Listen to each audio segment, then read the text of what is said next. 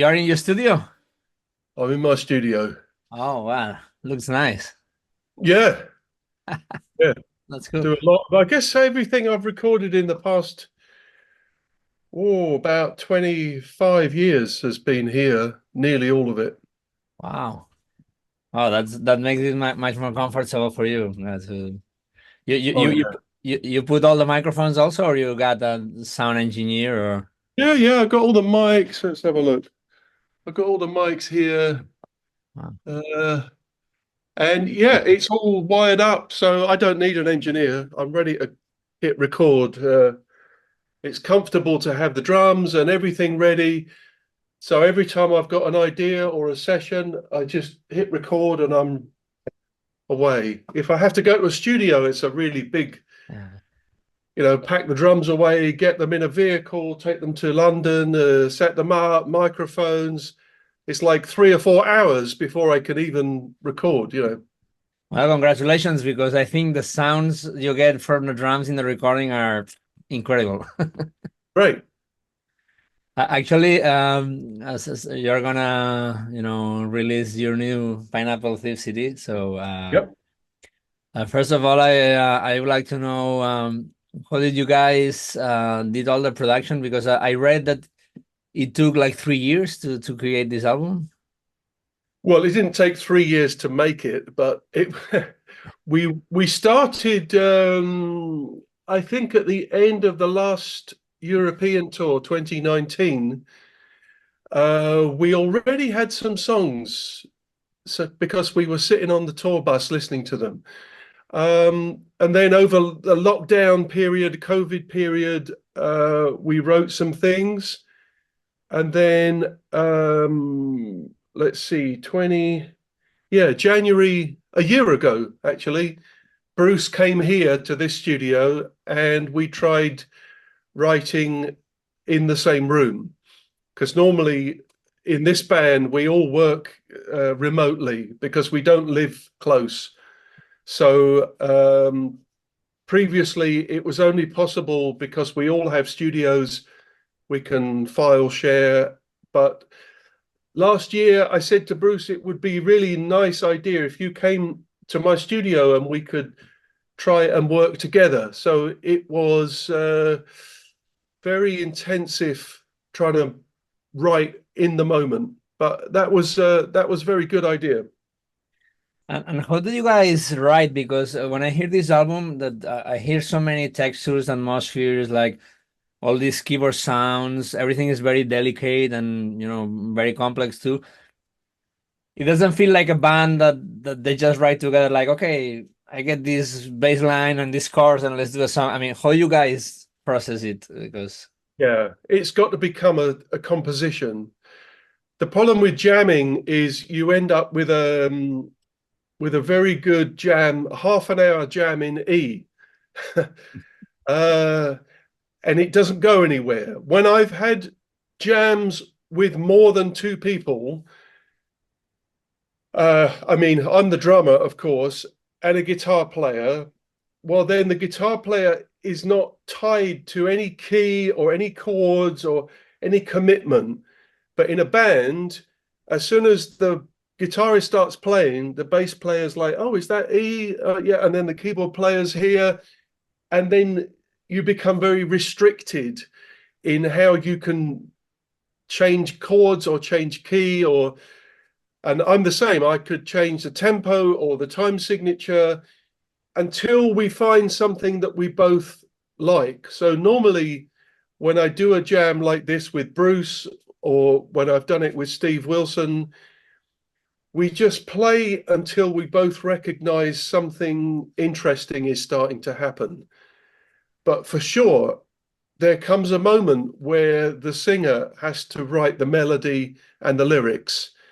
And then we start to assemble these jams. Okay, this could be a verse, this could be a chorus, or maybe this is the verse and this is the chorus.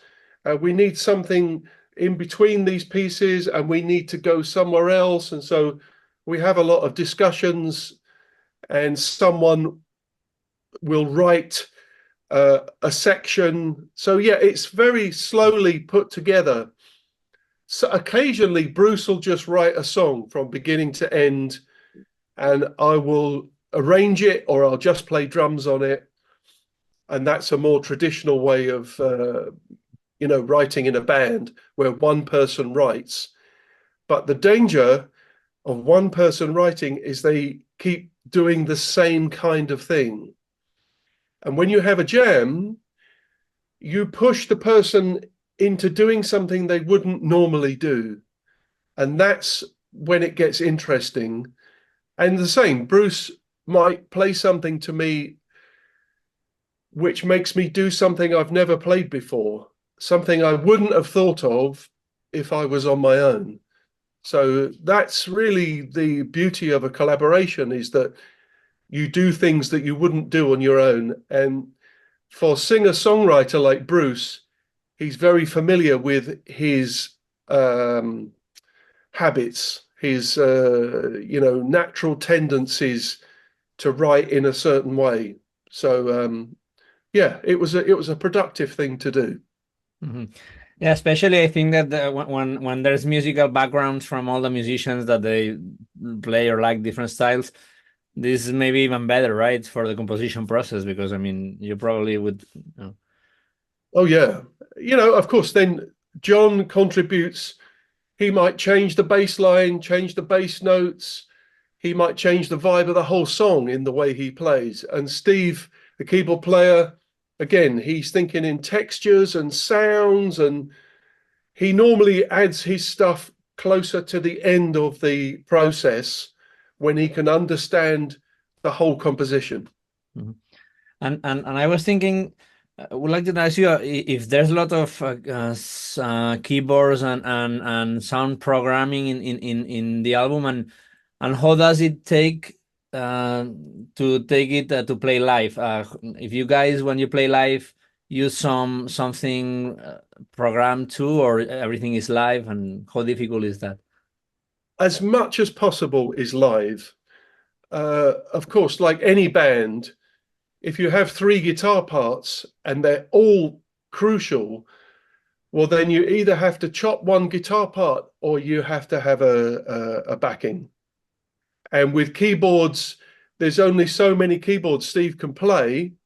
Or if there's a sequence keyboard, uh, then you're going to have a backing. Mhm. I think almost every professional band I've seen have some kind of backing. Uh, you just try to keep it to a minimum. If you've got strings or something in one song, you're not going to hire an orchestra to come and play one song. Um, Most of it's a kind of a practical outcome. And I would like to know about when you prepare one album like this that has so many details and it's so well produced and everything. When you rehearse it to play live, do you guys try to play it exactly as much as possible as the album, or you try to make it more like powerful because you have less production? You're just for musicians. How do you guys conceive the? Well, we start off trying to make it sound like the record as much as we can, and some sections just evolve. They get a bit heavier, or there's a solo. They over the rehearsal period and even the touring period, the songs evolve a little bit into something else. And then at the end of the tour, when you hear the album again, you think, oh, I'd forgotten about that. The way it sounds. When we rehearse, we rehearse here actually, and we multi-track record the rehearsals so we can sit in the studio and listen really carefully to how we sound. And if anything needs to be changed, or sometimes Bruce will say, we have a second guitar player, Baron Matthews. Mhm. Sometimes Bruce will say, this is too hard to sing and play. So, Baron, you play this guitar line.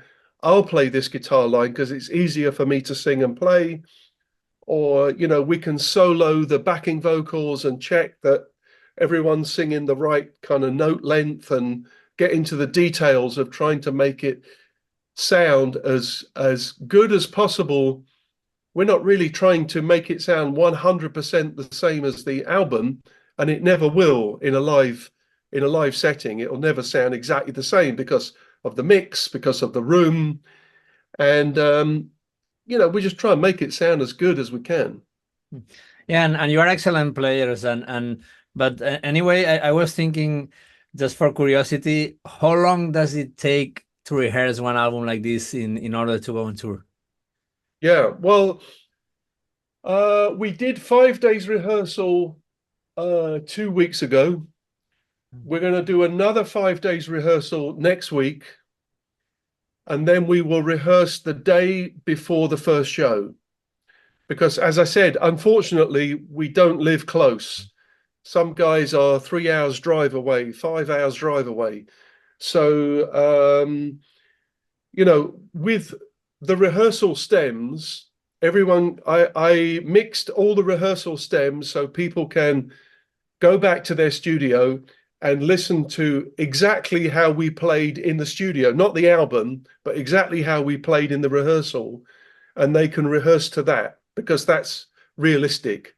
When you rehearse to the album, it's so produced, it's never the same when you play it in a room with other musicians. Mhm. Okay, I was checking a little bit of your discography and your last two albums, Chemical Reactions, that has very beautiful orchestral and string arrangements, and Cheating the Polygraph has very big band arrangements too. And first of all, I was thinking, if do you wrote all those arrangements or and compose all the songs, or what did No, you? the Cheating the Polygraph was a project I did with an arranger, Okay. and they are a big band or modern brass ensemble re-records of Porcupine Tree songs.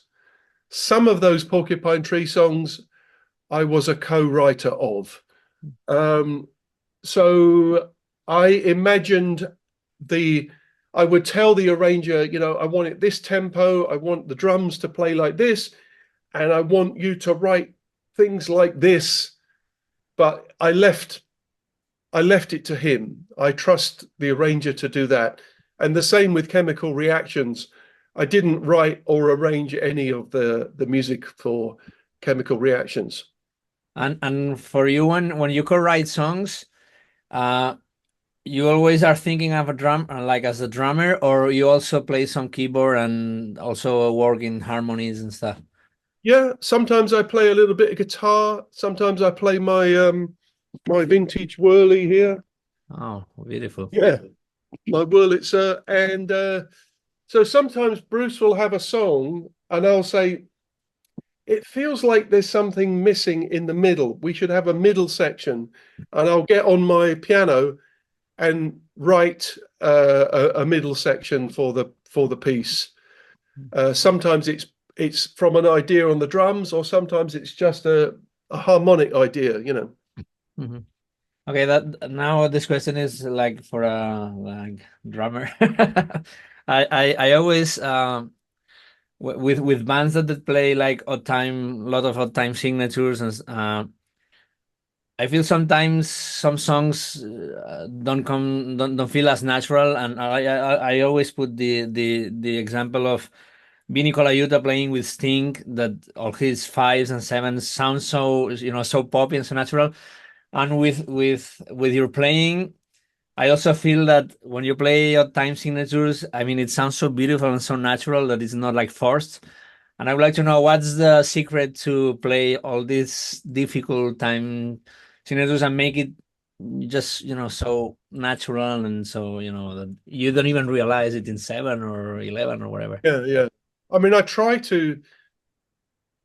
don't want the audience to be lost, and I don't want the audience to think that we're trying to do something clever, or 13/16 or 17/16 or something. So there has to be a musical reason why it's an odd time signature.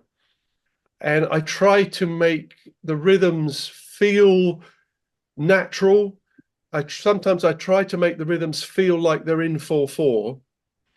Um, And sometimes I try to make 4/4 feel like it's in an odd time signature. Yeah.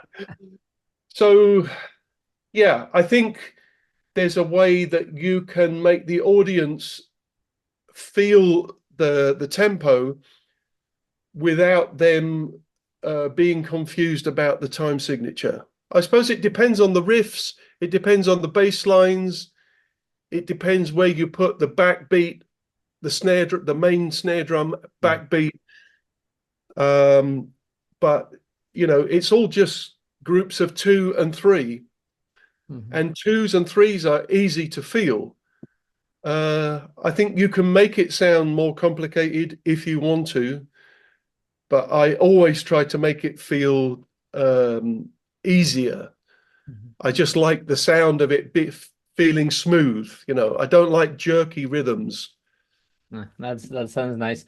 And you are in apart from Pineapple Thief, you are also in King Crimson and Porcupine Tree. And I was wondering, how do you manage to be in those three bands that probably all the three repertoires are very complex and you probably have gigs on the same dates? How you manage to do all that? I need a large hard drive. Well, King Crimson is not active at the moment. We haven't played for the last 2 years. Porcupine Tree has been very active, and we played 2022. We played a tour. 2023, we played a tour. So yeah, it's difficult to find the right spaces, but Pineapple Thief, I've managed to find the right moments. When we go on tour, we decide maybe 1 year or 18 months in advance, we decide when the tour will be. So I don't have a problem where two bands are calling me at the same time. Can you come on Monday? you know, with all those three bands, we decide a touring schedule, yeah, at least 1 year, maybe 2 years in advance. So it's never a problem for Mhm. clash of schedule. Mhm. And you play also with Pat Mastelotto, which whom I had the pleasure to interview when he was playing here in Madrid with Orc with his band. And I also like a lot his playing. I think he's very creative and very musical. Uh, I guess you must learn a lot playing with him, and he must learn a lot from you. How is the interaction playing with him? Oh, the great fun, great fun. Pat is such a nice guy, and he has no ego, so it's never a competition with Pat. We play together very well because we understand what the result should be. So if I just need to play hi-hat and Pat's going crazy on the drums, or the opposite, that's fine. I'm also happy to play nothing if it just needs one drummer and Pat's playing the drums. I'm happy to sit there for 5 minutes and play nothing. The result is what's important. And yeah, I learned a lot playing with Pat. It was very interesting to try lots of rhythmic ideas with another drummer. It was fascinating. Mhm. Also, when you play like progressive rock, I think it also happens also in jazz or jazz fusion stuff. It feels like the drummers you have a lot of freedom and for being and space for being creative and everything. But some other drummers prefer more like groove styles, like funk or something like that. Which are your favorite styles for you to play, and why? Yeah, I don't mind just playing straight beats. I'm more than happy doing that. I played with a lot of pop stars in the 90s and early 2000s, and that's fine. I think the thing that's satisfying is playing the right thing for the music. If the music is R&B or funk there and you just play a straight beat, well, that's enjoyable because it works in the music. In progressive rock, well, you can kind of play anything, uh, but I try to find something that matches the music and means something to the composition. So in progressive rock, you have a chance to be more original, maybe more unique, that you can play a drum piece, you can play a drum design for the song that no one's ever heard before. There's no other song which has this drum rhythm Mhm. or that I've heard. So you have a chance to be original, let's say. If you just play 2 and 4 beat in a funk band, well, that's not original. Uh, but you put your attention into the music and the groove and making it feel nice, and that's the reward. In progressive rock, you do have a chance to maybe think of some original rhythms that have not been used before or not been used much. Mhm. And I was thinking because yeah, you played that you work a lot as a session player with many artists, and you still play so many sessions, or you are more focused on the bands and don't need to do all that work on how do you work now? Yeah, I don't do many sessions these days, hardly at all. I mean, I only, in the last 15 years or so, I only did sessions that I thought I could contribute something meaningful to. So usually it was a collaboration. In the old days, I would play anything for anyone for any money. That's that's the definition of being a professional musician. But if I don't now, in the last 15 years, if I don't like the music, I don't need to do it. So I turn a lot of sessions down because I don't want to play it, you know. Mhm, I don't need the money. I don't need to play it. mhm, And it's kind of more rewarding being a band member than a session musician because you get to contribute to the writing, to the recording, to the production, to the tour, to everything about the music. So you are heavily invested emotionally in that music. When you're a session musician, you go to the studio or you get sent the files, you play for 2 hours, 3 hours, they give you the money, you give them the files.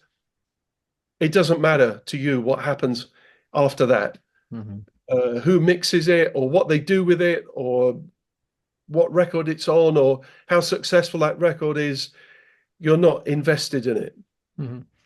I feel very curious because listening to you play, it's obvious that you must have spent like million hours practicing, and you seem like a very, I don't know, you have played as a session musician, so you probably are a very focused musician. And you played with Iggy Pop, who's probably the wildest, crazy rock artist ever. So I was figuring how was playing with him. I mean, how was the vibe? Did you went crazy on those period of time, and how was Oh, that? yeah, that was a long time ago. I mean, the truth is, at the time, I was just looking for any job at all. And a friend of mine said, Iggy Pop is auditioning drummers in London. And I was the last person to audition.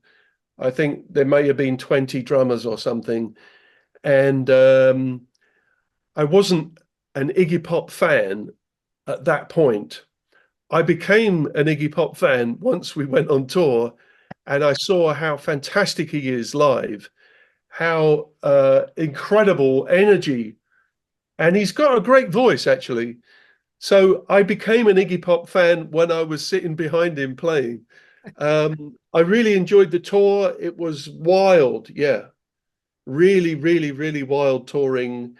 The audiences were crazy. People used to throw things. I got hit on the head with a Bible. Oh. Um, I got hit on the face with a wig. Someone threw a wig. I got hit on the arm with an ashtray. People would throw things at the band and their drinks. And yeah, it was quite rock and roll, I must say.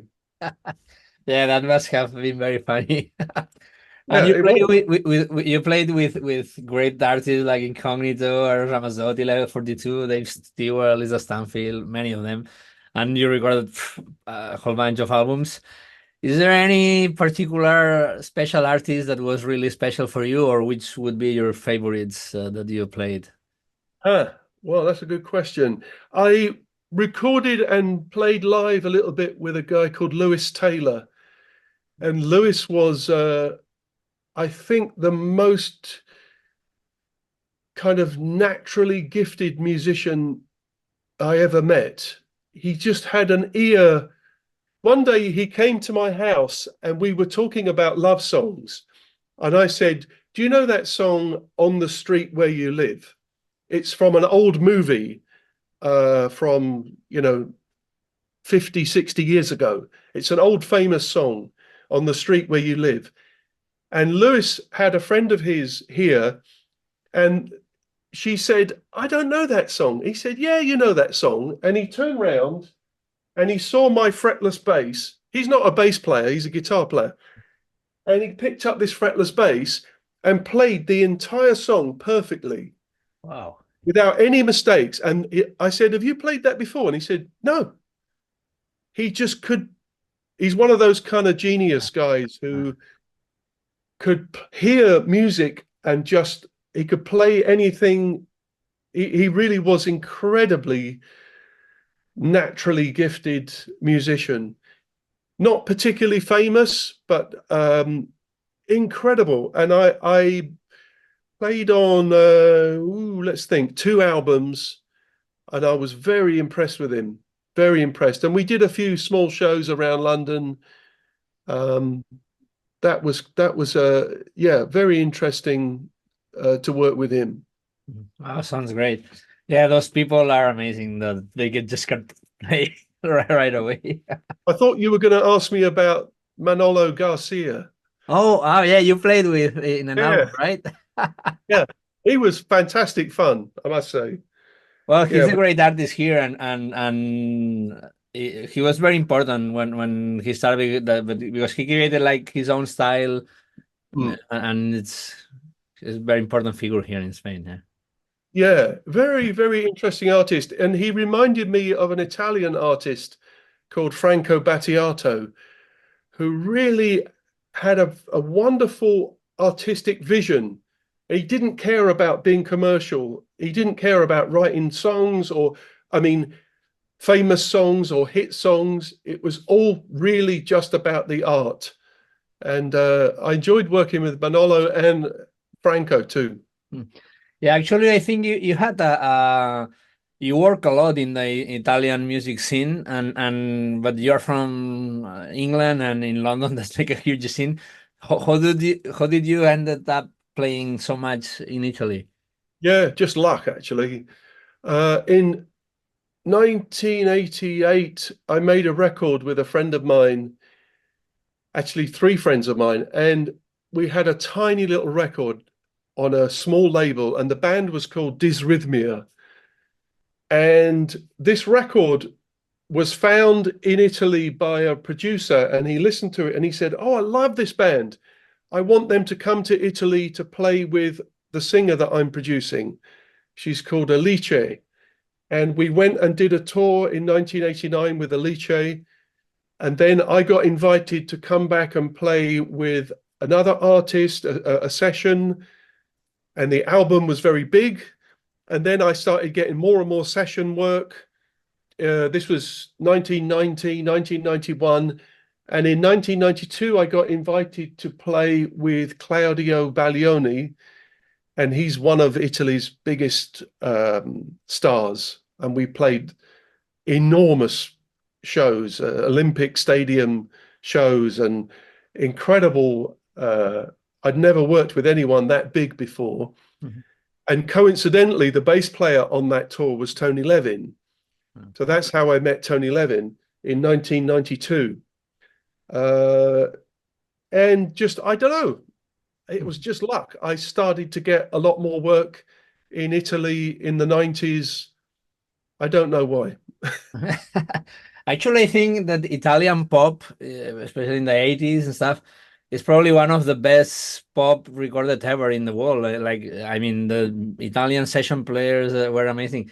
Was it a learning point in your career, being there playing with all those guys? Was it special for you? Absolutely. Yeah. I met a lot of really great musicians, and they all wanted to know what was the difference between playing a session in London or playing a session in Italy. And the only difference is the Italians eat more. They Well, stop for lunch. They stop for lunch for 3 hours. In a session in London, you just eat a sandwich off the snare drum, you know. and keep going. In between the songs, yeah, you just push a sandwich in between the songs. But the Italians, they love food, and I do too. And of course, when you're in Italy, you've got to eat Italian food. So the 3 hour lunch thing was the only difference. And I would like to know which has been your more important drummers, like favorite drummers, or that has influenced you more all over the years. Well, I think I started listening to a lot of Steve Gadd when I was a teenager and Jeff Porcaro.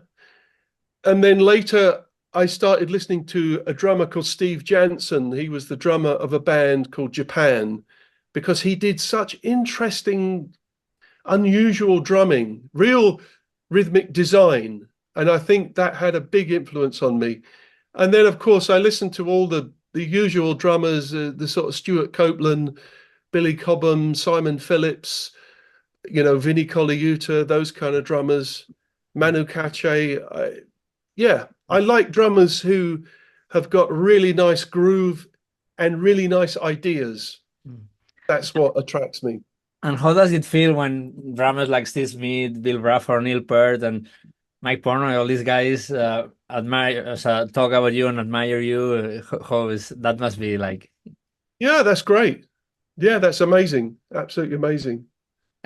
Well, thanks so much for the interview and for your time. It's been a great pleasure, and wish you all the best with the recording. I hope the tour goes great, and I'm sure you will guys do great. So Thank you. All right. See you soon. yeah, see you soon. Take care.